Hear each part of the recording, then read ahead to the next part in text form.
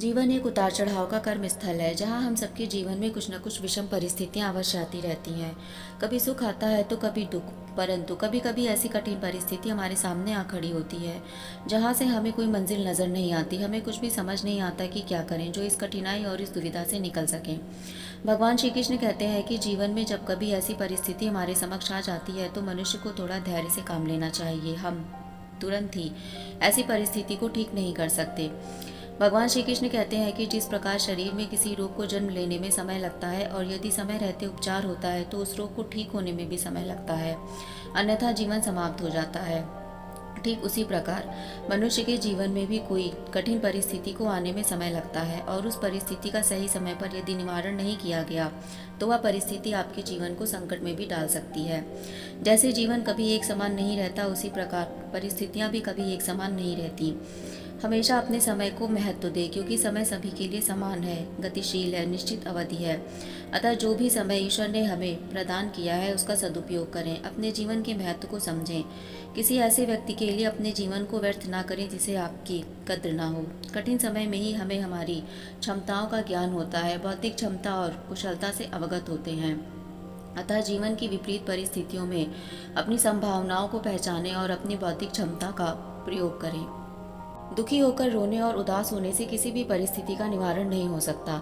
ऐसा करने से हम केवल स्वयं को मानसिक यातनाएं देते हैं और स्वयं की चिंताओं को बढ़ा देते हैं। भगवान श्री कृष्ण कहते हैं कि हमें समस्याओं के समाधान और निवारण के बारे में सोचना चाहिए, न कि समस्या के बारे में। विषम परिस्थिति में मनुष्य को चालाकी और चतुराई से काम लेना चाहिए, न कि भावनात्मक रूप से कमजोर पड़ना चाहिए। समाज, परंपरा और रिश्तों के नाम पर स्वयं के जीवन को दुखी नहीं करना चाहिए क्योंकि हर रिश्ते की अपनी मर्यादा और सीमाएं होती हैं। जब रिश्तों में सम्मान खत्म हो जाता है तो रिश्ते सार्वजनिक बन जाते हैं, जहां ऐसे रिश्तों को लोग हंसी का पात्र बनाते हैं। प्रभु श्री कृष्ण उपदेश देते हैं कि अपने जीवन का सम्मान करना चाहिए। जब लोग अपनी सीमाओं का उल्लंघन करने लगे तो ऐसे लोगों के लिए स्वयं को तकलीफ नहीं देनी चाहिए। आपके आत्मसम्मान से बढ़कर कुछ भी नहीं है। भगवान श्री कृष्ण अर्जुन से कहते हैं कि कठिन परिस्थिति में सदैव धैर्य, अनुशासन और आत्मविश्वास होना बहुत आवश्यक है, तभी मनुष्य जीवन में सफलता प्राप्त कर सकता है। धैर्य मनुष्य को अपने कार्यों से विचलित नहीं होने देता, अनुशासन मनुष्य को संयमित रखता है और आत्मविश्वास मनुष्य को हर क्षण ये याद दिलाता है कि वह किसी से कम नहीं है। वह अपार शक्तियों का स्वामी है, असीम ऊर्जावान है, जिससे मनुष्य में अपने कार्यों के प्रति लगन और समर्पण विद्यमान रहता है। प्रभु श्री कृष्ण गीता में कहते हैं कि मनुष्य को आत्मसंयत होना चाहिए, मनुष्य को अपने क्रोध पर नियंत्रण रखना चाहिए। हर क्षण क्रोध करने से मनुष्य के शांति पूर्वक कार्य भी क्रोध करने के कारण बिगड़ जाते हैं। गीता में अर्जुन प्रभु श्री कृष्ण से पूछते हैं कि मनुष्य अपने क्रोध को कैसे नियंत्रित कर सकता है। क्रोध तो स्वतः ही उत्पन्न होता है। भगवान श्री कृष्ण कहते हैं कि क्रोध हमारे भीतर की एक ऊर्जा है, हमें अपनी नकारात्मक ऊर्जा को सकारात्मक ऊर्जा में परिवर्तित करना चाहिए क्योंकि नकारात्मकता हमेशा विनाश का कारण बनती है। अतः मनुष्य को अपने कठिन क्षणों में सोच समझकर कार्य करना चाहिए। क्रोध करने से चीजें और भी ज्यादा बिगड़ जाती हैं। क्रोध के असली कारण को पहचानना चाहिए और हमें उस पर कार्य करना चाहिए, न कि किसी अन्य पर। मनुष्य को किसी पर आश्रित नहीं रहना चाहिए। दूसरों पर आश्रित होकर जीवन व्यतीत करते रहना मनुष्य को आर्थिक और भावनात्मक रूप से कमजोर बना देता है। प्रभु श्री कृष्ण कहते हैं कि यदि मनुष्य को दूसरों पर ही आश्रित होकर जीवन व्यतीत करना ही है तो फिर ऐसे मनुष्य के जीवन का कोई मोल नहीं होता, क्योंकि उसकी स्वयं की कोई पहचान नहीं होती, ना ही उसका कोई महत्व होता है।